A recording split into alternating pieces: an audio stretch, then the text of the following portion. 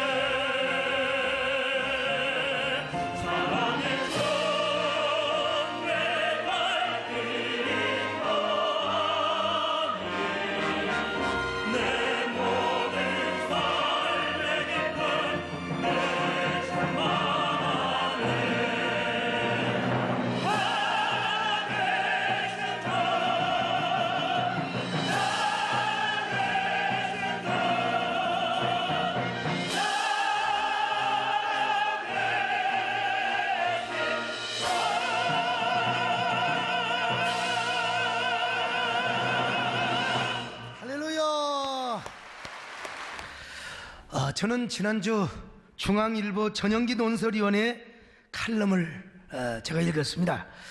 그는 트럼프와 시진핑의 정상회담을 보면서 대한민국의 현실을 무척이나 우려하였습니다. 자칫하면 고래 싸움에 새우등 터질 뿐만 아니라 미국과 중국한테 버림받게 되는 국제적 미아가 되지 않나, 이런 글을 써놓으셨어요. 트럼프는 은근히 시진핑을 압박했습니다. 그렇다고 시진핑이 한국의 사드 문제를 표면적으로 동의하지는 않았습니다. 그럼에도 불구하고 트럼프는 자기식으로 계속해서 밀어붙였습니다. 이해한다. 그러나 우리는 우리 스스로의 코스를 가겠다. 지금이야말로 국가 안보와 외교를 걱정해야 할 때라고 봅니다. 이래가는 자칫 우리 대한민국이 국제 미아가 될 수도 있기 때문이죠. 어떤 사람은 심지어 이런 시나리오까지 주장을 하였습니다. 태양절에 김정은이 미사일을 발사하게 되면 트럼프는 즉시 북을 공격하게 될 것이라고 말입니다. 그러면 한반도에 전쟁의 위기가 감돌게 될 것이고 국가 계엄령까지 선포될지도 모른다. 그러면 대선 또한 연기될 수도 있다. 그래서 미국 언론들은 대한민국의 현실을 준전시 상태라고 규정을 짓기도 했습니다. 우리 모두는 고난주간에 예수님의 고난만 묵상할 뿐만 아니라 전쟁의 위기까지 걱정하는 불안을 갖기도 했습니다. 그러나 하나님의 은혜로 아무 일 없이 우리는 부활주의를 맞게 되었습니다. 특별히 시진핑이 중국에 도착해서 트럼프에게 전화까지 하는 온정적 상황까지 만들어냈습니다. 제안을 우회적으로나마 협조하겠다는 뜻이죠. 그리고 트럼프는 신앙이 좋은 미국 부통령 펜스까지 우리나라에 보냈지 않습니까? 오늘 도착을 했어요. 이런 일로 말미암아 북한은 태양절 기념식에서 미사일을 쏘지 않았고 ICBM으로 추정되는 미사일을 전시하기만 했어요. 한마디로 폰만 잡은 것이죠. 물론 북이 나중에 미사일을 발사하려고 했지만 실패했다는 소식도 있습니다. 아무튼 우리 한반도에는 일단 전쟁의 위기가 사라졌다라고 이야기할 수 있는데, 그렇지만 위기는 끝나지 않았습니다. 4월의 위기. 북은 언제 도발할지 모르기 때문입니다. 그러나 앞으로도 우리 하나님께서 우리 대한민국에 은혜를 더하여 주실 것이고 우리 한반도의 평화의 꽃길을 열어주실 줄로 믿습니다. 특별히 하나님께서 이 나라의 민족을 지켜주실 것입니다. 무슨 일이 일어나든지 합력하여 선이 되도록 이 나라 이 민족을 축복해 주실 것입니다. 여러분들이 기도하시기를 바랍니다. 지난 며칠 동안 저에게 성도들로부터 이런 문자도 받았습니다. 목사님, 우리 아들이 전방에 배치되었는데 정말 전쟁이 일어나는 것입니까? 내가 어떻게 합니까, 여러분? 그러나 이렇게 답변을 했습니다. 그럴 리는 없을 것입니다. 하나님이 이 나라를 보호해 주시기 때문입니다. 우리 민족의 편이 되어 줄 것이기 때문입니다. 그러나 이렇게 문자를 보내놓고 은근하게 걱정을 했습니다. 이러다가 우리 딸 결혼식 못하는 거 아닌가? 그러나 하나님께서 우리나라에 은혜를 베풀어 주셨습니다. 여러분, 평강을 선물로 주셨습니다. 특별히 우리가 오늘 또 평화롭게 예배드릴 수 있는 평화와 자유를 선물로 주셨습니다. 여러분, 얼마나 감사합니까? 얼마나 하나님의 은혜가 큽니까? 그런데 이보다도 더 큰 은혜와 축복과 선물을 주셨으니 그것은 바로 죽음에서 다시 살아나신 예수 그리스도의 부활임을 믿습니다. 인류 최고의 숙적은 죽음이었습니다. 모든 인생은 죽음이라는 허무 속으로 달려가고 있습니다. 무엇 때문입니까? 죄의 화살이 우리를 사정없이 쏘기 때문입니다. 죄라고 하는 독모든 화살이 우리를 사정없이 쏘아대고 있기 때문에 그렇습니다. 그래서 땅 위의 모든 인생들은 이 죽음의 무기인 죄의 화살 앞에 다 백기를 들어야 했습니다. 죽음이란 온 인류의 원수입니다. 고대인의 원수요, 현대인의 원수요, 지성인의 원수요, 무지인의 원수이기도 합니다. 아담과 하와 이래로 온 인류는 이 우리의 죽음인 죽음과 우리의 원수인 죽음과 싸워야 했습니다. 사실 인류의 역사는 죽음과 싸우는 역사였어요. 그러나 역사상 죽음과 싸워서 이긴 사람은 한 명이 없습니다. 어떠한 종교의 교주 석가모니도 공자님도 다 죽음 앞에 백기를 들었습니다. 이슬람교를 만든 무하마드 역시 다 그들은 지금도 그들의 무덤만 자랑하고 있고 죽은 날짜만 자랑하고 있고 그리고 살이만 자랑하고 있다는 사실이에요. 과연 죽음은 인류의 숙적입니다. 모든 인류의 원수요, 대적이요. 그래서 인간이라면 죽음 앞에 다 두려워 떨었습니다. 한 시대를 호령하던 영웅호글과 제왕군주일수록 죽음 앞에 얼마나 비통하게 울며 죽었는지 몰라요. 죽기가 싫어서 서글프게 울부짖으며 죽었다 이 말입니다. 이것이 바로 우리 인간의 숙명입니다. 그래서 죽음은 모든 인류가 만난 마지막 절망입니다. 이런 걸 생각하면 여러분, 얼마나 우리 인생이 허무합니까? 얼마나 씁쓸합니까? 아무리 명예와 인기, 권력을 한 몸에 누렸다 한들 우리 인생이 죽음으로 끝난다면 얼마나 허탈한 인생입니까? 얼마나 허무할 존재입니까? 그러나 여러분, 인류 역사상 죽음의 제왕을 무너뜨리시고 승리하신 분이 딱 한 분 계십니다. 사망 권세를 깨뜨리시고 죽음의 권세를 박살내 버리시며 그리고 생명의 주로 부활하신 분이 계세요. 사망 권세를 무찌르시고 죽음을 향하여 두 눈을 부릅뜨고 호령하신 그분, 생명의 개선 장군이 되어서 무덤 문을 여시고 생명의 주로 개선하시며 부활하셨던 그분이 누굽니까? 나사렛 예수, 영원하신 구주 예수 그리스도이십니다. 예수님은 죽음의 권세를 깨뜨리시고 박살내셨습니다. 그리고 그를 묻어둔 무덤문을 박차버리시고 생명의 제왕으로 부활하셔서 생명의 개선에 거동을 하셨습니다. 영원한 흑암의 법칙이요 죄와 사망의 법칙을 걷어차 버리시고 저 무덤문을 열으시고 부활의 몸으로 부활의 제왕으로 부활하셨단 말입니다. 그렇습니다. 부활은 모든 인류의 원수였던 죽음 자체를 뿌리채 뽑아버리시고 무덤의 세력을 일격에 박살내 버렸던 사건이에요.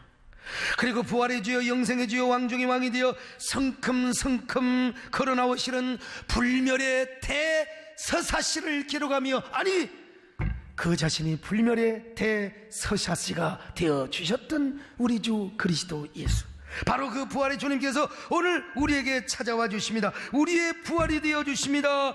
죄와 사망의 권세 아래 죽을 수밖에 없는 우리들을 부활을 선물로 허락해 주셨습니다. 오늘 우리가 그 부활을 찬양해야 되지 않겠습니까? 예수님이 다시 살아나셨습니다. 원수를 이기시고 다시 살아나셨습니다.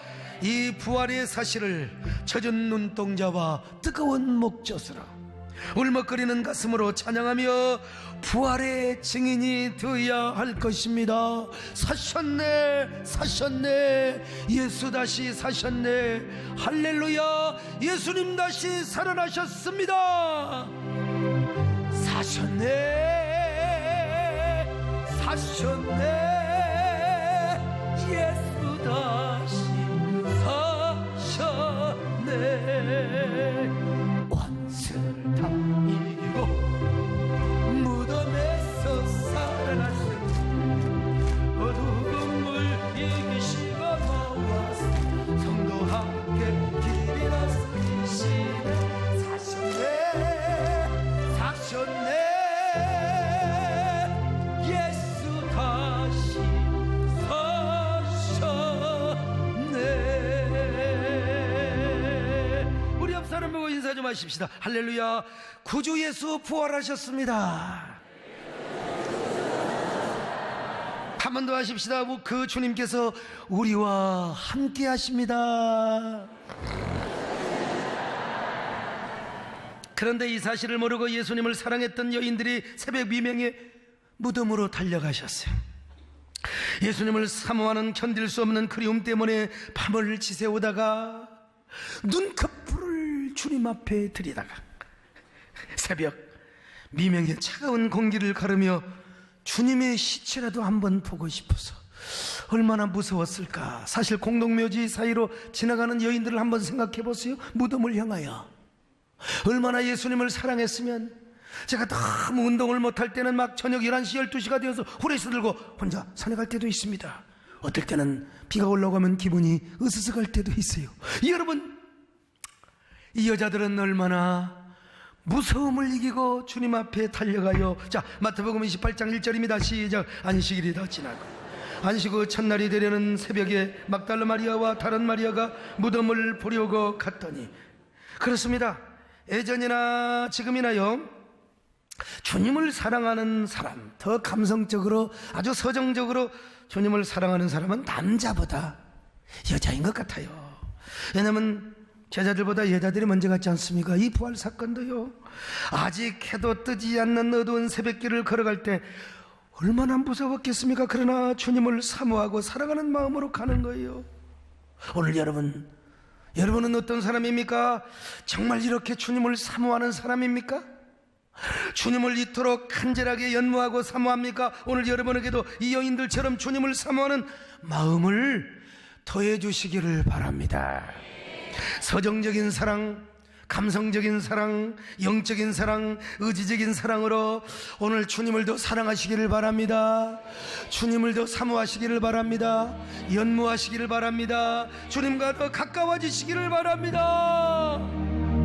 나의 기쁨, 나의 소망 되신, 나의 생명이 되신 주, 밤낮 불러서 찬송을 드려 늘 아시는 분일세.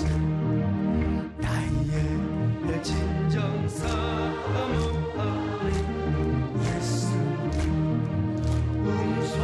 음성조차도 반갑고 나의 생명과 나의 장소가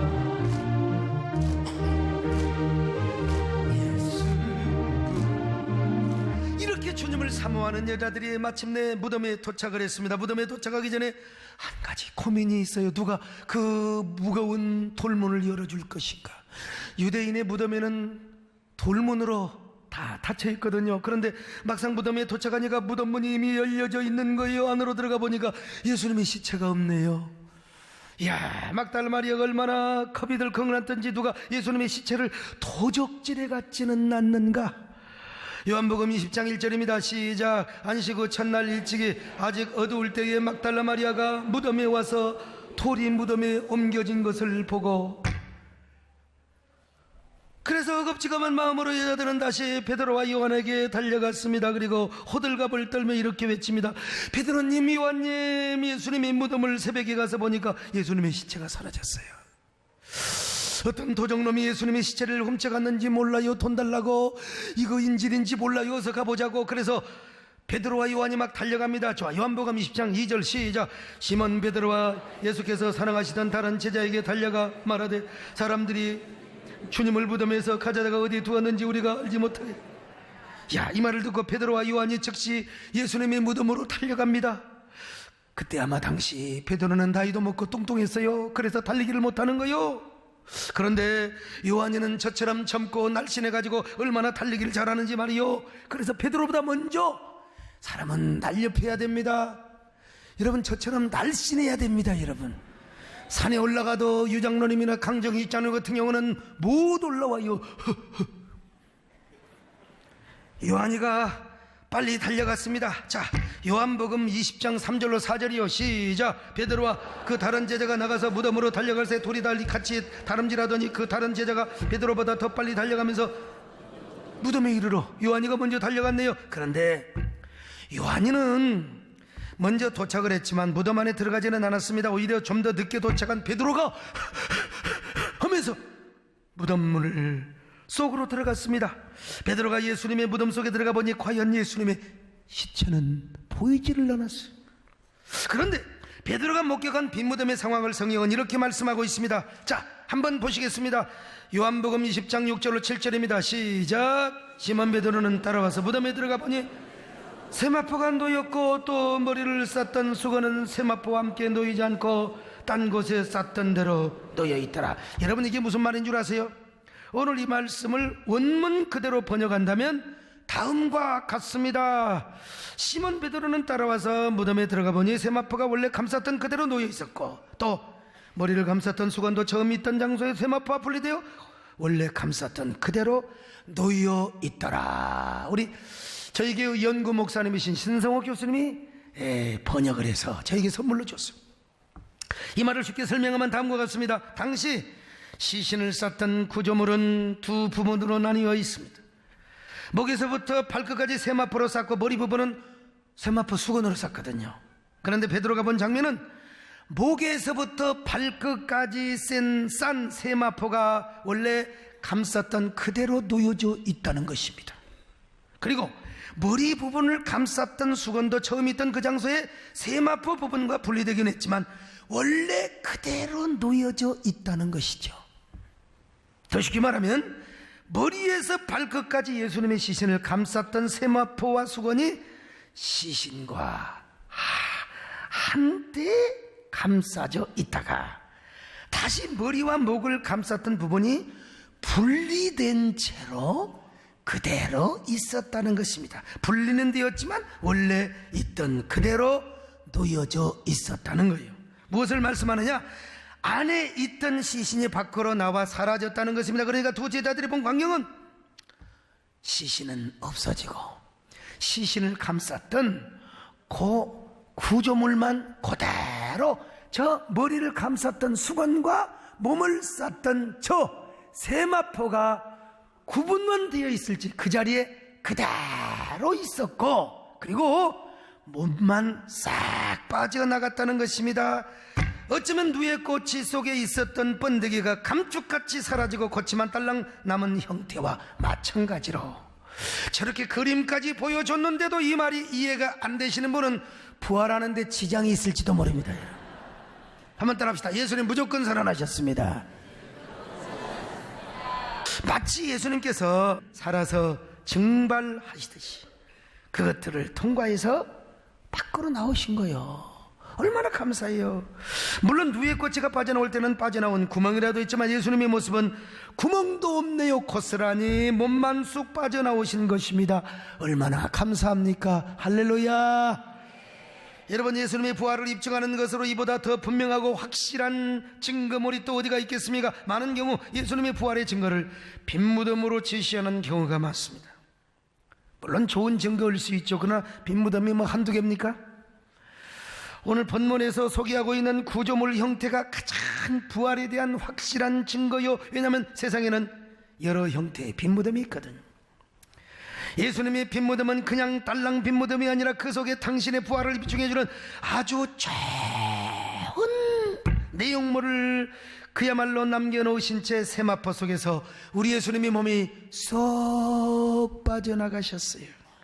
반면에 죽은 나사로가 부활을 할 때에는 말이요, 그렇지 않습니다. 그 수족을 세마포로 동인 채로 그대로 일어나가지고 여러분, 그의 얼굴도 쌓여져서 여러분, 이렇게 지금 나사로가 예수님 하고 왔어요. 그래서 예수님께서 제자들에게 세마포와 수건을 풀어주라고 했던 거 아니겠습니까? 자, 43절로 44절 요한복음 11장 시작. 이 말씀을 하시고 큰 소리로 나사로의 나버릇이 죽은 자가 수족을 베고 동인채로 나오는데 그 얼굴은 수건에 쌓였더라. 예수께서 가라사대 풀어놓아 다니게 하라. 만약에 나사로가 손이 풀려져 있었다면 어떻게 나오겠습니까? 중국의 강씨 귀신처럼 예수님 참. 그러나 예수님은 누가 세마포를 풀어주지 않고 수건을 풀어주지 않아도 다시 썩 증발하듯이 나오셔서 부활하시는 영광스러운 부활이요, 얼마나 대조적인 부활입니까? 이 부활을 믿으시기를 바랍니다. 그런데 아직 제자들은 예수님의 부활을 믿지 못한 것 같아요. 그런 증거물을 보고도 말이죠. 물론 8절에 요한이 믿었다 그런 말이 있는데, 이 말은 부활을 믿었다기보다는 예수님의 시신이 없다는 것을 믿었다는 의미인 것으로 보입니다. 그러니까 9절에서 그들이 아직 예수님의 부활을 알지 못했다고 말씀하는 거예요. 그래서 아마 허탈한 마음으로 집에 돌아가 버린 거예요. 요한복음 20장 9절로 10절입니다. 시작. 저희는 죽은 자 가운데 다시 일어나야 하리라 하신 말씀을 아직 알지 못하더라. 이에 두 제자가 자기 집으로 돌아가니라. 그런데 제자들은 돌아갔지만, 마리아라는 막달라 마리아 그 외에 다른 여자들이 말이죠, 예수님을 사모하는 마음으로 무덤 앞에 머물고 있어요.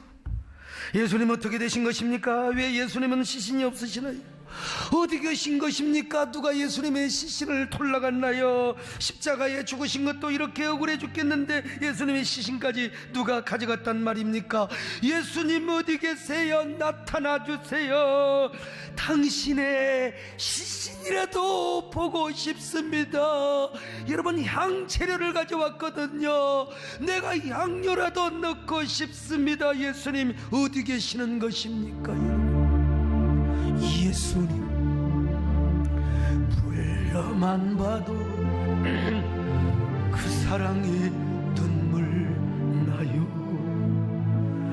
날 위해 십자가 대신 지신 그 사랑 목 놓아 울어봐도 감당할 수 없는 그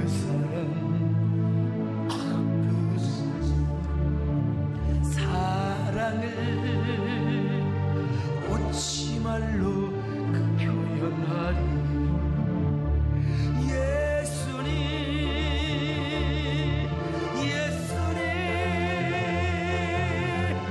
내 향한 깊은 곳에서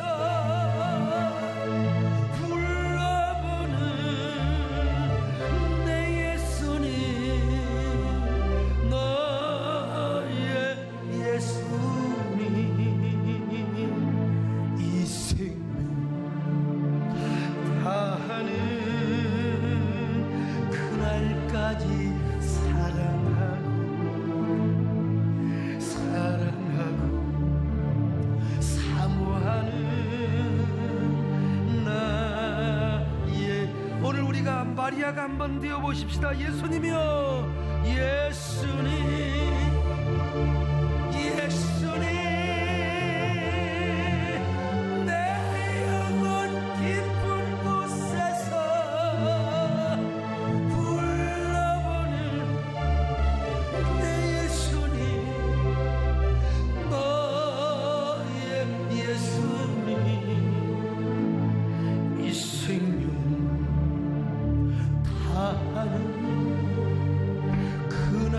끝까지 사랑하고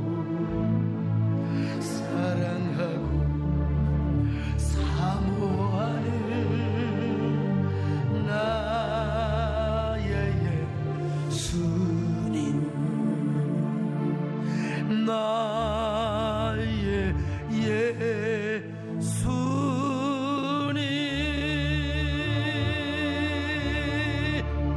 바로 그때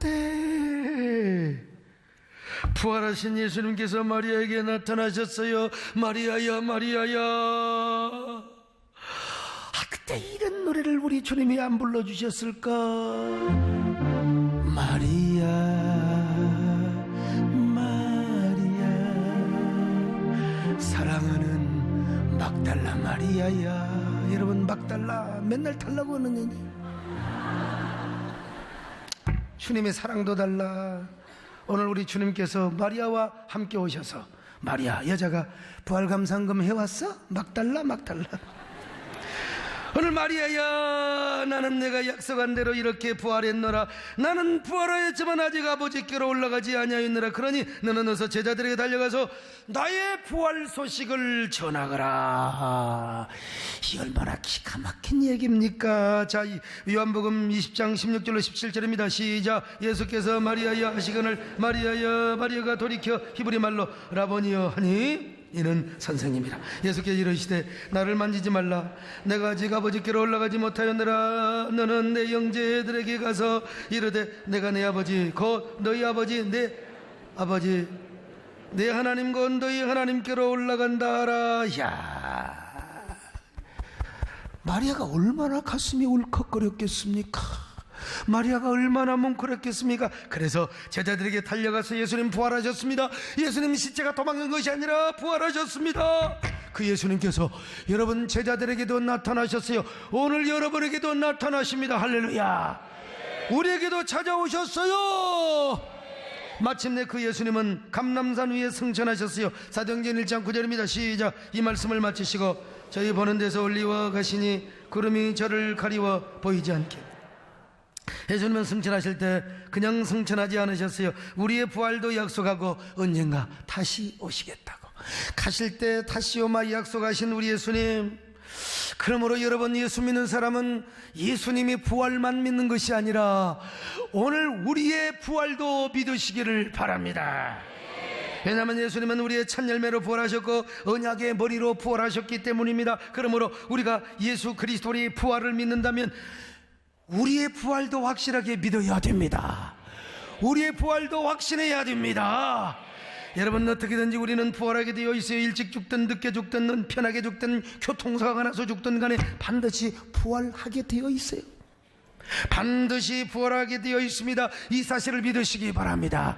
우리의 소원은 부활이요, 소망도 부활이요, 믿음도 부활입니다. 부활의 주인공이 되십시다. 할렐루야. 우리의 소원은 부활, 꿈에도 소원은 부활, 이 소망 다해서 부활이여 오라. 내 생명 살리는 부, 내 육신 살리는 부활, 부활이 옆에서 부활이여 오라. 그러나 부활을 소망하는 것으로만 끝나면 안 돼요. 부활 세계의 삶을 내 안에서 누리고 살 수 있어야 됩니다. 부활 세계의 삶을 현세에서도 얼마든지 누리고 있거든요. 로마서 8장 11절은 이렇게 말씀하고 있습니다. 로마서 8장 11절 시작. 예수를 죽은 자 가운데서 살리신 이의 영이 너희 안에 거하시면 그리스도 예수를 죽은 자 가운데서 살리신 이가 너희 안에 거하시는 그의 영으로 말미암아 너희 죽을 몸도 다시 살리시리라. 여러분, 성령은 예수 그리스도를 죽은 자 가운데 살리시고 다시 죽은 자 가운데서 다시 살리신 분이라는 거예요. 그러니까 성령은 어떤 분이냐? 부활의 영이에요. 부활의 영. 그런데 부활의 영이 우리 가운데 거하게 되면 우리가 마지막 날에 다시 부활할 뿐만 아니라 예수 그리스도를 다시 살리신 부활의 영이 우리를 다시 살리실 뿐만 아니라 부활 세계의 삶을 우리 안에 가져온 거예요. 자, 다시 말하면 여러분, 우리는 언제나 마지막 날에 부활할 뿐만 아니라 부활 세계의 삶을 우리 안에 성령께서 끄집어 오셨기 때문에 우리는 현세에서도, 그리고 지금 우리의 삶 속에서, 우리의 내면 속에서 부활의 세계를 느끼고 경험하게 된다는 것입니다. 바로 그런 삶을 사는 사람이 현세에서도 부활의 영광과 기쁨을 누리게 되는 거예요. 여러분 모두 오늘 부활의 기쁨을 누리시기를 바랍니다. 부활 세계를 여러분이 경험하시기를 바랍니다. 누리시기를 바랍니다. 소유하시기를 바랍니다. 그런데 지금 우리가 누리는 것은 뭐냐? 진짜 복이가 아니라 맛복이라는 거예요. 진짜 복이는 천국 가서 누리게 되는 거예요. 그 진짜 복의 영광과 기쁨과 감격이 얼마나 큰지 그걸 말로 표현할 수가 없어요. 여러분들이 만약에 오늘 진짜 복이를 다 경험하신다면 환장해 버려서 다 이 땅에 살고 싶은 마음이 없어요. 어서 나는요 이 땅에 있을 마음 없어요. 없어 다 천국. 그러면 여러분들 다 천국 가버리면 나는 어떻게 목회라고. 여러분들은 맛보기만 경험하시기를 바랍니다. 진짜 보기에는 천국 가서 누리고 경험하는 것입니다. 그래서 하나님께서 우리가 이 땅에서 사는 동안 맛배기만 준 거예요. 맛배기. 여러분 옛날 어린 시절에 엿장수에 맛배기를 하십니까? 그 맛배기를 좀 요만큼 주면 얼마나 좋아. 요만큼 줘서 이만큼 맛배기. 이걸 먹고 야마가 돌아버리는 거예요. 환장이 벌어. 이 맛배기만 먹어도. 그래서 집에 가서 말이요 그냥 빈병을 모으고 고무신짝 머리카락 뭉치까지 헌 옷 떨어진 것까지 갖다 주면 엿을 요만큼 줘요. 이거 먹으려고 세상에 마루 밑에 깨굴창까지 다 가서 빈병 다 모았어요. 근데 저희 어머니는 진짜 황금심 씨가 불렀던 대로 알뜰한 당신이었습니다. 여러분 얼마나 알뜰한 당신인지 빈병 모으고 집안에 헌고무신 다 모아가지고 뭐 갖고 온 줄 아세요? 빨래비누, 좀약, 성냥 이런 거 갖고 오셨어요. 저한테 우리 어머니가 단 한 번이라도 저에게 엿을 사주셨으면 내 손에 장을 짓습니다. 한 번도 안 사주셨어요. 엿장사가 주는 엿 먹으면 병 걸려 죽은데 오줌 싸고 손도 안 씻고 엿 준다고 말이지. 내가 봤더니 아니요 다 오줌 싸고 나서 장갑 끼고 엿주더라고. 보니까 우리 아버지는 어떻고요? 아버지도 장날만 돌아오면은 사탕을 한 주먹 사준다고 내가 맨날 장날 따라간다고 그랬거든. 따라가면 이것도 사달라 저것도 사달라. 그럴 때마다 집이나 잘 보라고 하면서 약속을 하시는 거예요. 그러면 아버지 말씀을 다 믿고 저녁까지. 근데 해가 어둑어둑해지면은 아버님 어디 가서 꽁수를 아주 그냥 얼마나 충만하게 얻어 드셨던지 비틀거리며 아버지 사탕 줘요. 그러면 저희 아버지가 뭐라고 한 줄 아세요? 아이고 우리 막둥아 어쩐다냐. 장에 갔더니 사탕 장사들이 다 죽어버렸더라. 다 죽어버렸어. 상해가 나가는데 사탕 장사 아새끼들이 아버지하고 뒤따라가는 모습이 얼마나 불쌍하게 보였는지 저는 우리 아버지 말씀을 그대로 믿었어요. 그래서 그날 저녁은 그 사탕 장사들을 생각하며 괜히 불쌍한 마음에 내가 눈물을 훌쩍훌쩍 흘리며 야, 그 새끼들 어떻게 사냐. 나중에 우리 아버지가 그 말씀이 거짓말이라는 사실을 깨닫고 나서 배신감에 젖어서 우리 아버지가 제일 아끼고 사랑하는 쟁기보습 여러분 아십니까? 쟁기질할 때 쓰는 거 이거 풀어갖고 가서 엿을 사 먹었습니다. 그걸 갖다 주니까 엿을 이만큼 떼주더라고. 이걸 이만큼 떼줘. 조금 부항 떴네. 한 이만큼 떼줬어. 와, 그 엿을 신문지에 싸갖고 가서 뒷동산에 올라가서 아구통이 돌아가지고 코빼기가 삐뚤어지도록 엿을 다 먹었어요. 그때 먹으면서 야, 맛 비교도 안 돼. 진짜 보기가 이렇게 사람을 행복하게 하고 이렇게 달콤하게 만드는가? 그 빈속에 그걸 먹었더니 속이 얼마나 테리든지. 와, 트름을 한번 해봐요. 엿단물이 나와가지고 얼마나 사람을 행복하게. 그리고 나서 집에 가서 우리 아버지한테 다리몽댕이가 분지러지도록 작대기로 맞아 죽었다는 사실이요, 내가 나중에 목사가 돼 용돈 갖다 주면서 아버지에게 물어봤어요. 아버지, 그때 좀 살살 때리시지, 뭘 그렇게 자식을 그렇게 아무리 화가 난다고 때리셨느냐고. 우리 아버님 가라사대, 야, 나는 아무것도 기억도 안 난다. 아무것도 기억도 안 난다. 저는 오늘 본문의 말씀을 읽을 때마다 항상 옛날 맛보기 엿이 생각이 나요. 어린 시절에 맛보기에 헷가닥해 버리니까 진짜 보기에 눈이 팔렸던 것처럼 우리 신앙생활이 그런 거예요. 우리가 진짜 이 땅에서 천국의 맛보기, 부활의 맛보기를 경험한 사람, 어떻게 천국의 진짜 보기를 사모하지 않겠습니까? 아니, 어떻게 천국을 위하여, 부활 세계를 위하여 무엇을 헌신하지 못하며 무엇을 충성하지 못하겠습니까? 부활의 축복의 맛보기요, 그리고 영원한 천국의 맛보기를 이 땅에서 제대로 만들인다면 우리가 무엇을 못하겠느냐 이거예요. 오늘 여러분 부활절을 맞이해서 부활절 감사헌금을 가져오셨나요? 또 부활절이 무슨 또 감사. 이런 사람은 아직도 맛보기에 맛자도 못 보는 사람이에요. 옆 사람하고 인사 좀 합시다. 집사님은 부활의 맛보기를 경험하셨습니까?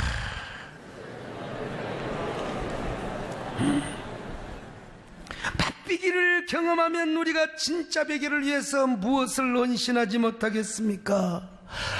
이 기쁨과 감격, 이 리얼한 흥분된 이 천국의 기쁨이 있는데, 아니 우리가 무엇을 못하겠느냐 이거요. 이것 가지고 간 보고 이것 가지고 간 보고 우리 모두 여러분 저 높은 곳을 바라보시기를 바랍니다. 진짜 베기를 사모하시기를 바랍니다. 저 높은 곳을 향하여 날마다 나아갑니다. 내 뜻과 정성 모두 날마다 기도하며 내 주여 내발 붙드사 그곳에서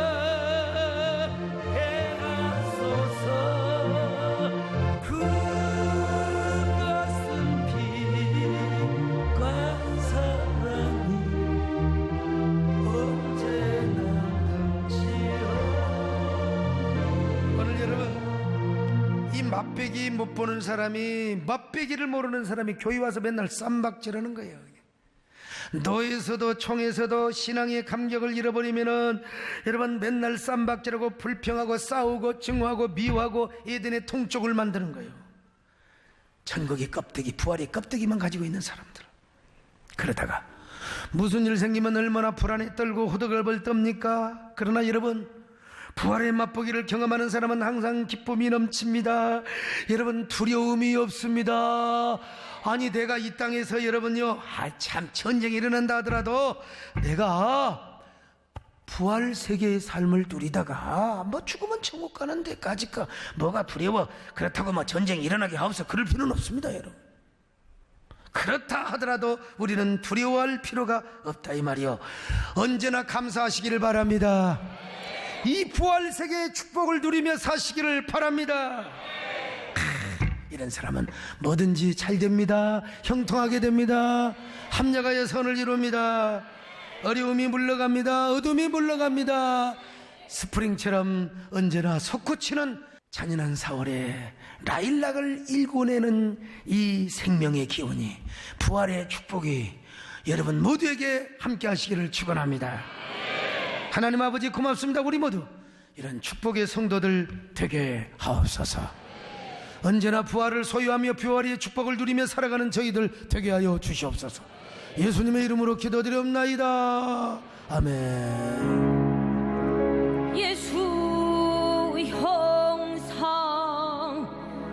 가련하다 가시관과 찢겨진 몸 골고타 언덕 오르실 때 생각난 곳은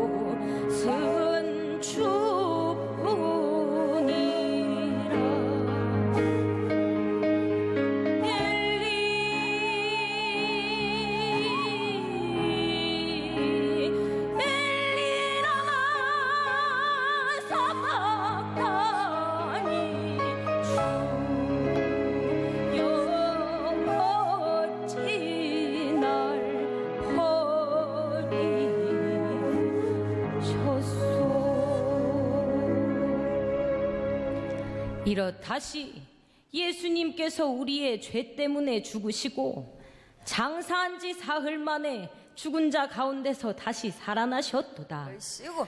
이날 곧 안식 후 첫날 저녁 때에 제자들이 유대인들을 두려워하여 모인 곳의 문을 닫았더니 얼씨구. 그때 예수께서 그 가운데 오사 이르시되 너희에게 평강이 있을지어다.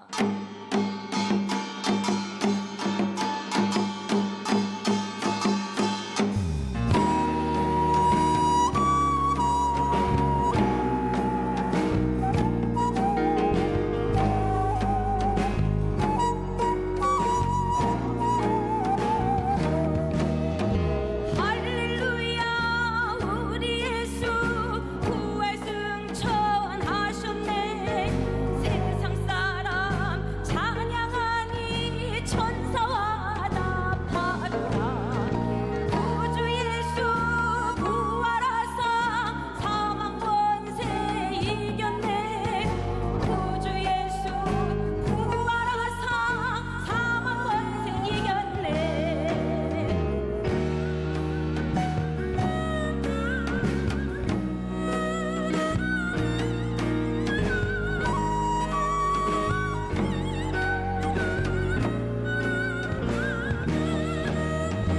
할렐루야 우리 예수 흠과 티가 없도다.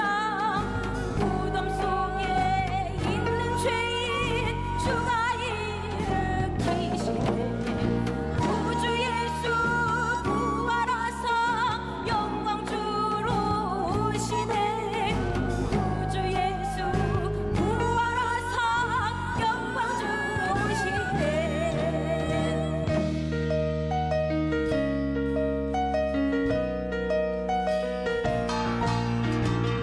아리아리랑 스리스리랑 아라리가 났네. 아리랑 아라리가 났네. 삼일째 그 아침 예수 부활했네. 할렐루야 우리 예수 영원히 내로. 아리아리랑 아라리가 났네.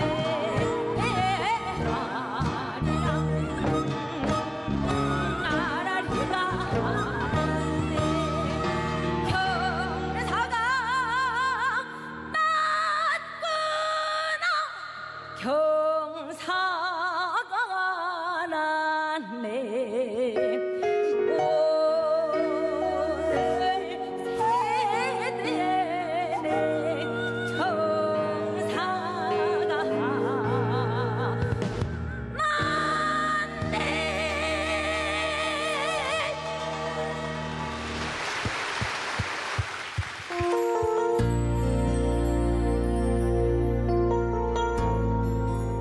안녕하세요. 20교구 최진규 안수집사. 이경옥 집사입니다. 몇몇 남성분들이 그렇듯이 저도 가정의 평화를 위해 교회 생활을 시작했던 한 사람입니다. 생명나무 신앙을 알지 못했을 때 저는 세상적인 눈으로 교회를 판단하고 물질과 헌신에 대해서도 사람의 관점에서 비판적으로 생각했었습니다. 그런 제 모습도 로드십과 생명나무 신앙을 붙잡았을 때 완전히 변화되었습니다. 30대 초반의 젊은 나이에 사업을 시작한 저는 성공에 대한 자신이 있는 사람이었습니다. 신앙생활과 달리 세상적인 성공은 제 자신의 능력, 저의 잘남이라고 여겼습니다.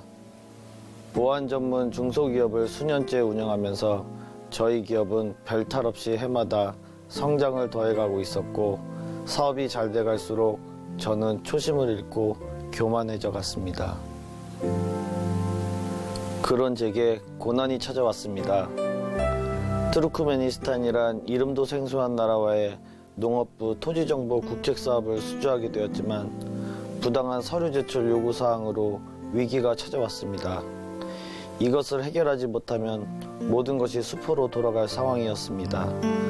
지금까지 지켜온 회사가 이 사업으로 인해 엄청난 손실을 입고 회사의 정성적 평가에서도 피해가 막심할 게 불보듯 뻔했습니다. 벼랑 끝에서 내몰린 위기의 순간 주변의 모든 사람들이 이 일은 세상적인 편법을 쓰지 않으면 절대로 해결할 수 없다고 했습니다. 고심 끝에 저는 제출 서류를 편법으로 처리하기로 마음먹고 백방으로 뛰어다녔습니다. 그때는 너무 절박했기에 하나님의 방법이 아니라는 아내 이경옥 집사의 만류에도 귀에 들어오지 않았습니다. 내 이성적 판단에 모든 것을 걸었습니다.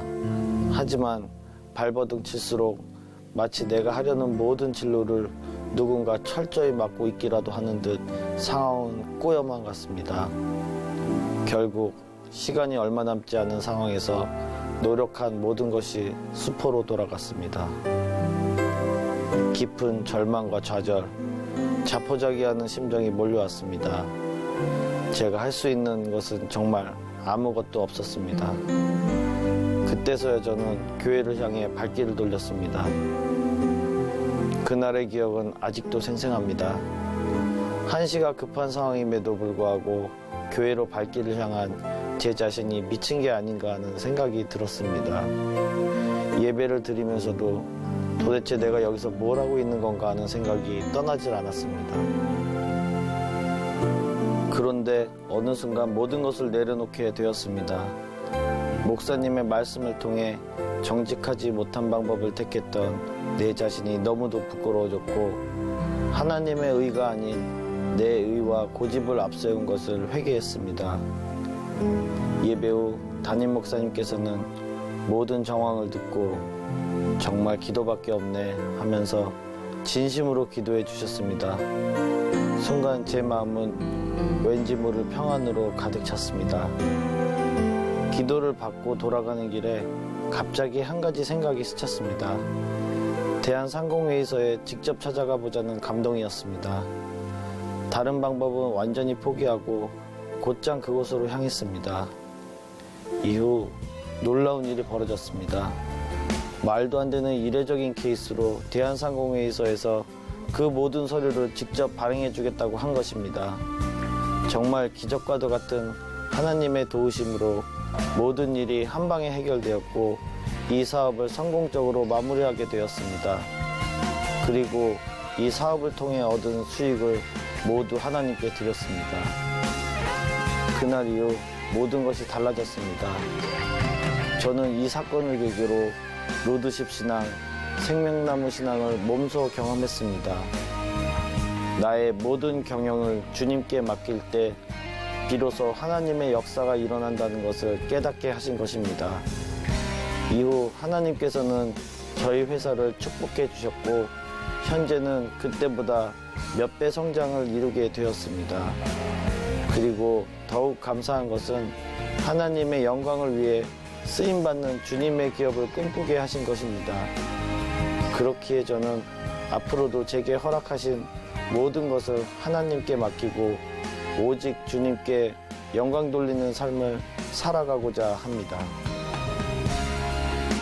이렇게 위기의 순간에 나를 만나주시고 나를 통해 주님의 일하심을 보게 하신 하나님께 모든 영광 돌립니다. 감사합니다.